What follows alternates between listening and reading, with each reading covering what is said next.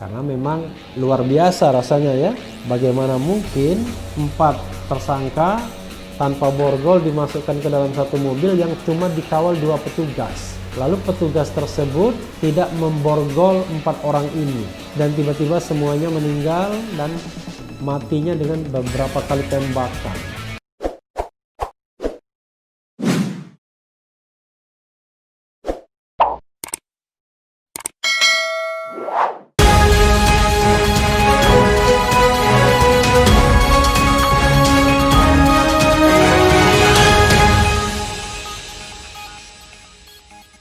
Assalamualaikum warahmatullahi wabarakatuh, Sobat RH sekalian. Jumpa lagi kita di channel yang keren ini, Keren Cadas. Kali ini saya masih ingin membacakan, menguber berita dari rekonstruksi insiden antara aparat dan FPI ya, Front Pembela Islam Laskar Pengawal Habib Rizik di Jalan Tol Jakarta Cikampek. Nah, ini ada pernyataan dari Munarman sebagaimana dilansir oleh Tempo ya, tempo.co. Munarman sebut banyak keanehan di rekonstruksi penembakan Laskar FPI. Kita bacakan ya, karena saya pun merasa aneh juga ya, gitu. Karena yang saya tidak habis pikir adalah hilangnya nyawa 6 itu yang sesungguhnya tidak bisa meyakinkan.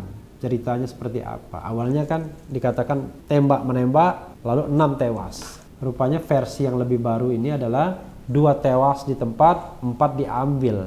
Dan ketika diambil itulah dia kemudian ditembak dari jarak dekat karena mau merampas senjata dari petugas. Dan mereka tidak diborgol. Padahal baru saja temannya meninggal. Rasanya aneh ya dari sisi SOP.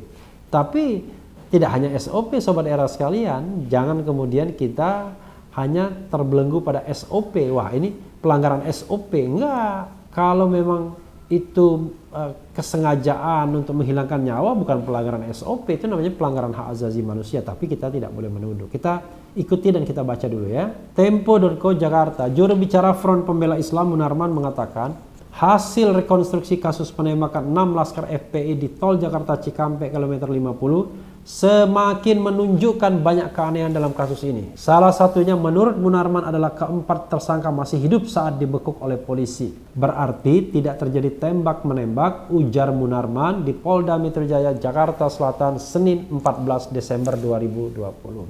Keanehan selanjutnya menurut Munarman, saat polisi memasukkan 4 anggota FPI itu ke dalam satu mobil yang hanya diisi 2 orang penyidik. Lalu dalam perjalanan, keempat anggota FPI itu disebut berusaha menyerang polisi dan merebut senjata api mereka. Aneh kan? Menurut Munarman, hal itu ganjil karena polisi sempat menyebut mereka memiliki senjata api dari 2 anggota FPI lain yang sudah tewas tertembak. Sehingga aksi perebutan senjata di dalam mobil dan berujung penembakan itu tak masuk akal. Itu makin aneh. Ini makin aneh dan dihabisi 4-empatnya di dalam mobil. Ini makin jelas mereka dituduh pasal 170 KUHP tentang melawan petugas, ujar Munarman. Sebelumnya, Bareskrim Mabespori melakukan rekonstruksi di kilometer 50 Tol Jakarta Cikampek pada Senin dini hari sekitar pukul 01.30 waktu Indonesia bagian Barat. Rekonstruksi yang berjalan sekitar 4 jam itu memeragakan 58 adegan. Dalam rekonstruksi tersebut, polisi menyebut anggota Laskar FPI menembak sebanyak 3 kali ke arah mobil polisi. Dari dalam mobil 2 orang menembak 3 kali. Secara bersamaan petugas dari mobil membalas menembak ke arah Chevrolet abu-abu milik pelaku, kata seorang petugas saat rekonstruksi di tempat kejadian, Senin dini hari 14 Desember 2020. Tembak-menembak itu bermula dari kejar-kejaran antara polisi dengan sejumlah mobil yang ditumpangi keluarga Rizik Syihab dan pengawalnya di Tol Cikampek. Dari 10 rombongan mobil Rizik, 2 mobil diantaranya memisahkan diri dan melaju ke arah Jalan Internasional Karawang Barat. 2 mobil jenis Avanza berclear silver dan Chevrolet Spin berclear abu-abu ini yang kemudian dikejar 1 mobil polisi. Wah, luar biasa ya. Di jalan dekat bundaran Novotel, mobil Avanza yang ditumpangi Laskar FPI memepet mobil Avanza polisi ke tepi jalan, lalu melarikan diri ke arah tol. Sementara mobil Spin berisi 6 anggota Laskar FPI berhenti. 4 anggota disebut keluar memegang senjata tajam dan 2 anggota memukul bagian depan mobil polisi. Seorang anggota polisi keluar mobil lalu mengeluarkan tembakan peringatan sambil berteriak, "Polisi, jangan bergerak." Setelah itu, 4 anggota laskar yang memegang senjata tajam masuk kembali ke mobil. 2 anggota kemudian keluar mobil dan menembak ke arah mobil polisi sebanyak 3 kali. Kemudian mereka melarikan diri ke arah jembatan Badangi. Di sana kembali terjadi aksi tembak-tembakan. M. Julius Firmansyah. Jadi tembak-tembakan, tapi nembaknya 3 kali ya. Jadi sobat era sekalian, ya kita serahkan saja ya kepada rasionalitas kita semua ya. Apakah memang begitu kejadiannya? Apakah kecurigaan Munarman itu beralasan atau tidak? Karena memang luar biasa rasanya ya.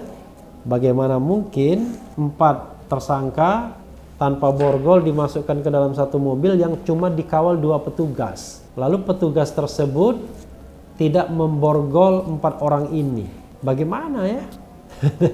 Jadi dan tiba-tiba semuanya meninggal dan matinya dengan beberapa kali tembakan.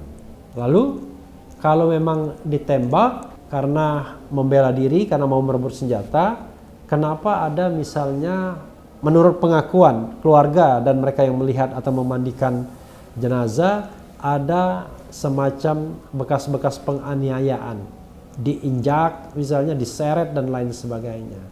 Jadi sobat era sekalian, masalah ini harus dibuat terang dan tidak bisa mengandalkan rasanya pihak kepolisian sendiri. Bukan tidak percaya pada polisi, tapi itu berlaku secara universal dimanapun di dunia ini, bahwa orang tidak mungkin bisa menjadi hakim bagi dirinya sendiri. Jadi dalam konteks ini kan sebenarnya yang dituduh adalah aparat keamanan yang dianggap telah mengadakan pembantaian. Karena itu mereka harus membuktikan bahwa memang betul itu adalah lawful killing, bukan unlawful killing, bukan extrajudicial killing. Dan itu melalui rekonstruksi sepertinya kalau saya baca dari berita-berita kurang meyakinkan mengenai koherensi ceritanya, logika ceritanya, logic thinkingnya nggak dapat, terutama ketika ada adegan di mana 4 laskar itu dimasukkan ke dalam mobil dan hanya dikawal 2 orang. Munarman menyebut, saya sendiri tidak tahu persis, ada versi lain mengatakan berapa orang, tapi kalau mobilnya mobil kecil ya tidak bisa banyak juga. Kalau mobilnya sekelas Innova saja ya paling cuma 8 orang. Kalau 8 orang berarti 4-4. Riskan kan tetap kan, karena satu sopir pasti dia tidak bisa apa-apa. Artinya tetap lebih banyak tersangka kalau mau dikatakan begitu, lebih banyak laskar FPI. Tapi polisi bersenjata, iya. Kalau misalnya dia berhasil memiting satu polisi dijadikan tameng dan lain sebagainya, saya kira tidak semudah dan semulus itu juga. Tiba-tiba 4-4-nya tertembak dan meninggal, seolah-olah tidak ada perlawanan sama sekali. Karena kalau kehebatannya begitu sempurna, ya harusnya polisi cukup melumpuhkannya. Ya, sobat era sekalian, itu dulu dari Munarman. Nanti kita akan bacakan berita-berita lain, pro dan kontranya. Yang penting tetap di channel ini, karena di channel ini Anda akan dirayu, ditipu, dibaperin, dicecar, diuber pula di jalur khusus. Karena channel ini adalah channel yang mengancam, memeras, dan membenci. Jangan lupa subscribe, like, comment, and share.